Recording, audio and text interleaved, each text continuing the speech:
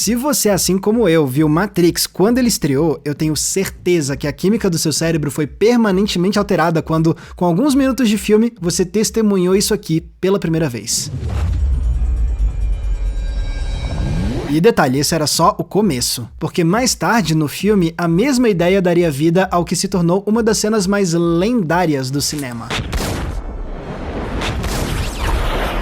Se essas imagens ficaram para sempre gravadas na nossa memória coletiva, é tudo graças à técnica de efeitos especiais usada nessas cenas. O Bullet Time, que em tradução literal seria algo como tempo bala. E o melhor é que isso foi inventado por Matrix. Antes desse clássico dirigido pelas irmãs Wachowski, a gente nunca tinha visto algo assim, com os personagens flutuando na tela em câmera lenta enquanto giramos ao redor deles. Isso foi verdadeiramente inovador.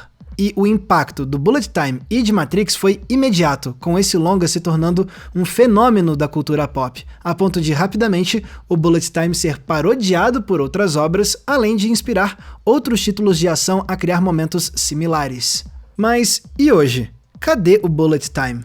Se você reparar, a gente não vê mais cenas de ação em que a gente bate o olho e pensa imediatamente nessas imagens clássicas de Matrix. O que é estranho para algo que foi tão revolucionário, não é?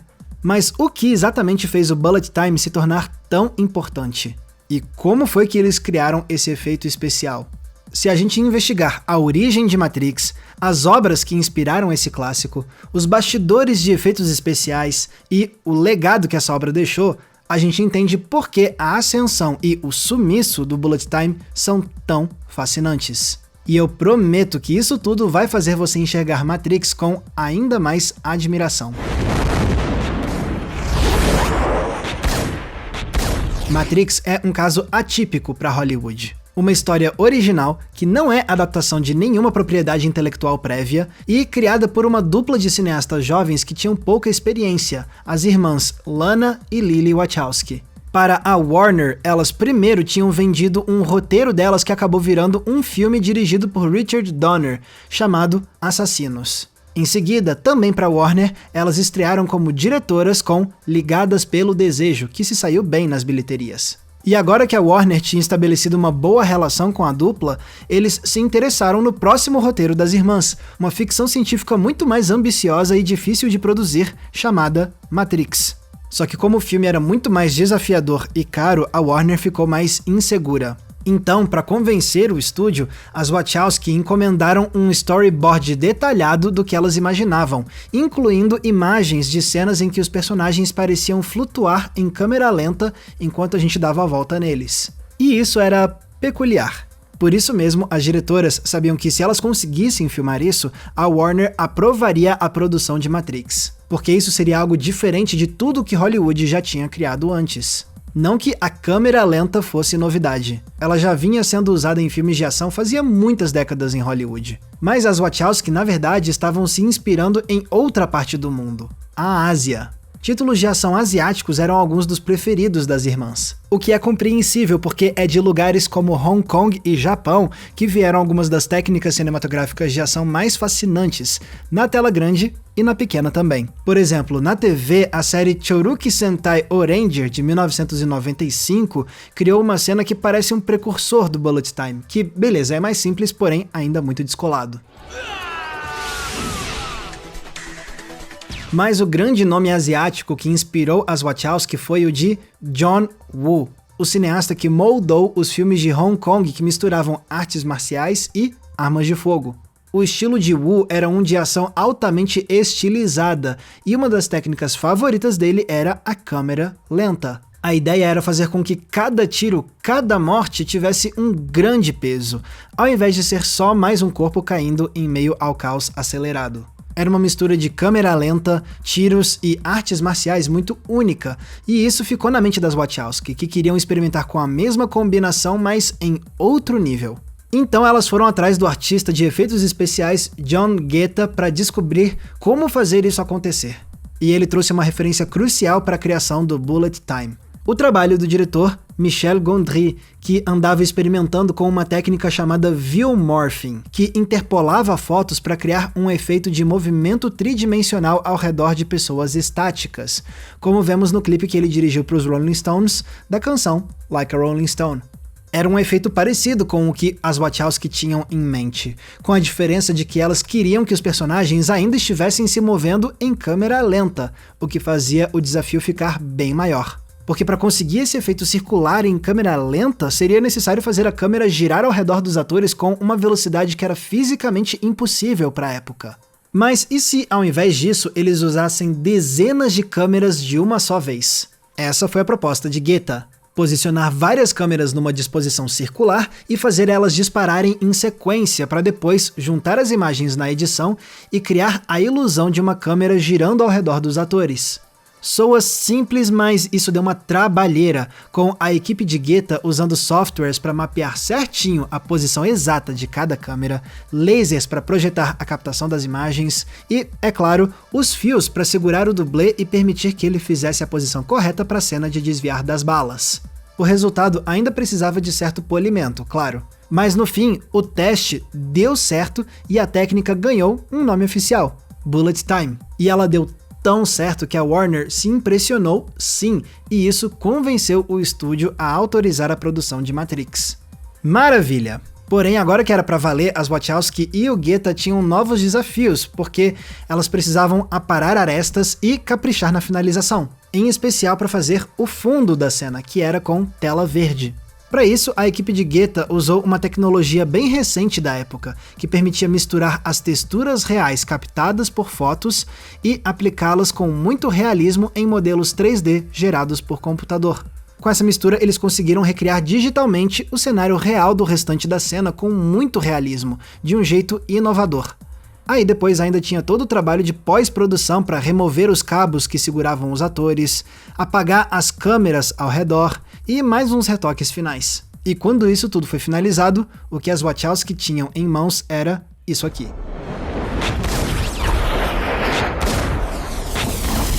E como a ideia deu certo, o Bullet Time acabou sendo utilizado em mais outras 3 cenas, cada uma com a sua própria coreografia. A Trinity dando um chute no ar, o Morpheus correndo e fugindo de um tiroteio, e o Neo confrontando o agente Smith.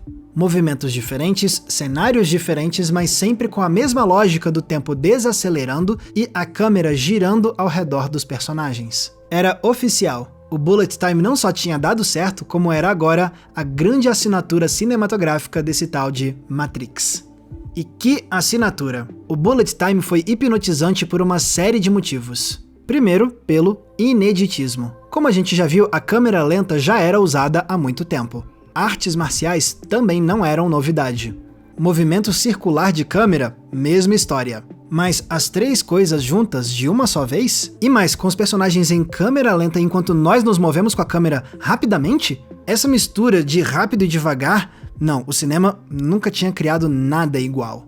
Em segundo lugar, tem o impacto sensorial do Bullet Time. Com ele, a ação desacelera para dar ênfase a um golpe, uma colisão, um desvio, para indicar que aquilo é importante e dramático. Mas a adição da câmera circundando os personagens traz uma camada extra de percepção. Não estamos mais moldando somente o tempo, mas também o espaço, explorando rapidamente uma realidade mais lenta do que nós. É quase uma sensação de sermos seres de um plano superior de existência.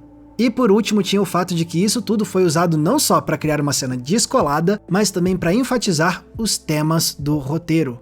No coração de Matrix está a ideia de questionar o que é real ou não, e como uma nova percepção do mundo permite que você molde a realidade ao seu redor de novas maneiras. Pois essa ideia não fica só nos diálogos, ela é transmitida também pelo uso do Bullet Time, que literalmente inventa um novo jeito de criar e de enxergar a ação no espaço-tempo cinematográfico. O resultado não poderia ter sido outro. Com a ajuda do Bullet Time, Matrix se tornou um sucesso estrondoso da cultura pop. E como acontece com os maiores sucessos, não demorou muito para surgirem as imitações, mais especificamente as paródias. Durante os anos seguintes, o que não faltou foram filmes e séries fazendo piada com o Bullet Time. O que faz todo sentido. Se a graça da paródia depende da identificação fácil de quem está sendo parodiado, com o Bullet Time era facinho de reconhecer, pois somente Matrix tinha feito isso em toda a história do cinema. E o fato de as paródias serem várias foi só mais uma prova de que Matrix tinha se tornado um monumento da cultura pop, pois só aos grandes é reservada a honra de ser imitado por piada tantas e tantas vezes.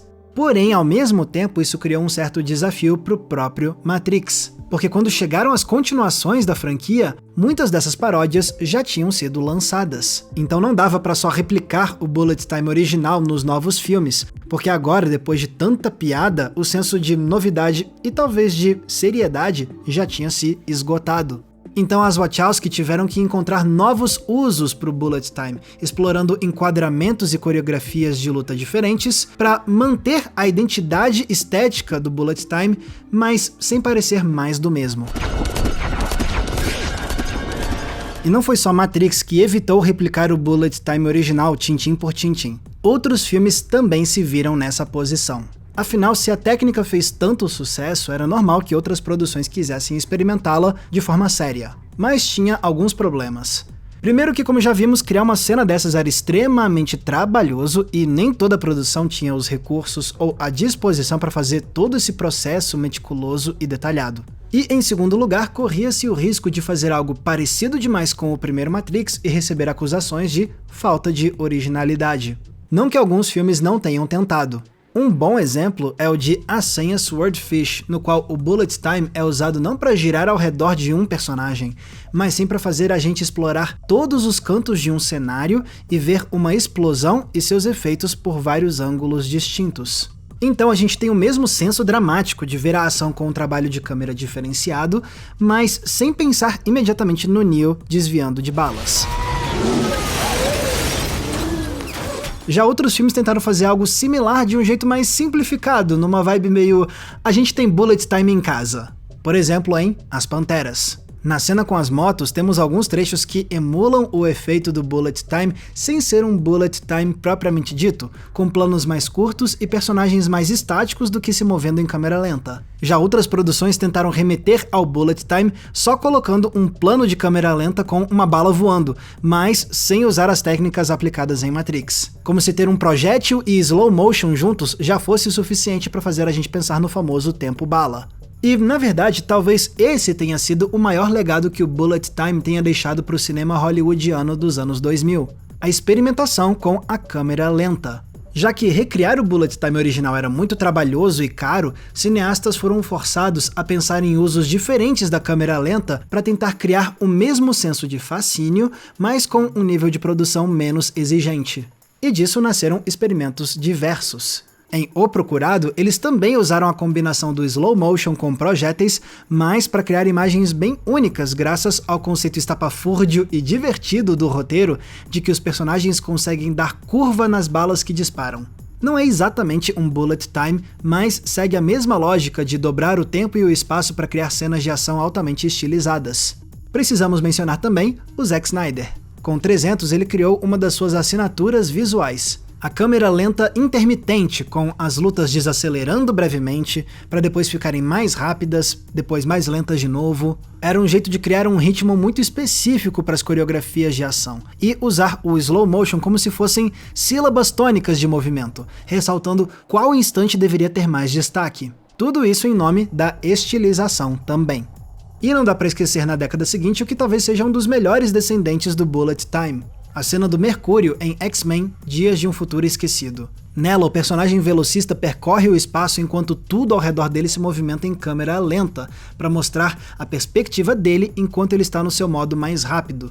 Esse sim é um desenvolvimento mais ousado e criativo do Bullet Time, porque ele traz a mesma ideia de explorar a geografia da cena enquanto tudo se move lentamente, mas, ao mesmo tempo, ele combina a ação em velocidade normal de outro personagem, trazendo uma camada extra de dificuldade técnica. E tudo isso ainda por cima encenado de forma muito divertida e leve graças à descontração do Mercúrio. Não é à toa que essa se tornou a cena mais memorável do filme inteiro.